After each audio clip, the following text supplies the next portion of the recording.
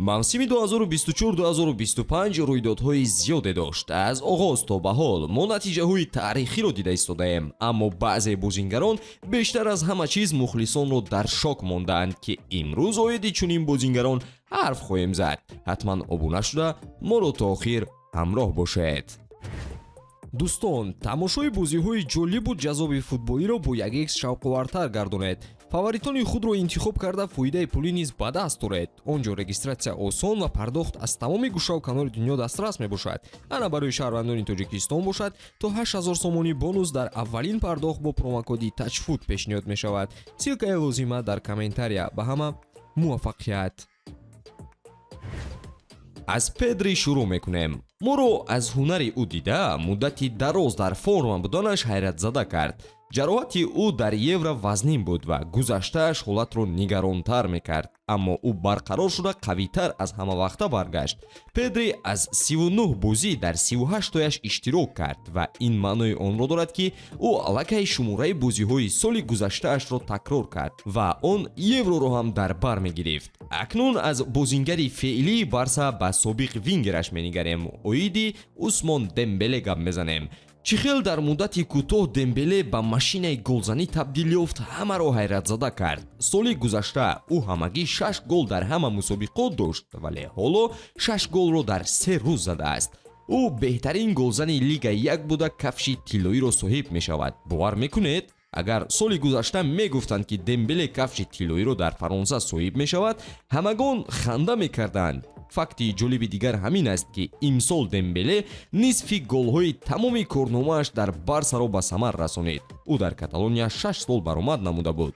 бале, ин дар ҳақиқат натиҷаи олӣ аст. биёед оиди собиқ бозингари ПСЖ Уго Экитека ҳам гуфта гузарем. дар ПСЖ ҳама ӯро бемаҳорат фикр мекарданд, зеро дар дастаи парижӣ ки аз соли 2022 то 2024 баромад карда буд, ҳамагӣ 4 гол дар ҳисобаш дошт. Уго соли 2024 ба Айнтрахт гузариш анҷом дод ва аллакай 20 гол дар ҳисобаш дорад. боварнокарданӣ ҳамин хел не? Экитеки бо нархи 16 миллион евро фурӯхта шуда буд ва ПСЖ қадри ӯро хело ҳам паст намуд. аммо ҳоло Уго дар Бундеслига медурахшад ва дар панҷгонаи бомбардирон ҷой дорад. рушди назаррас дар корномаи Экитеке.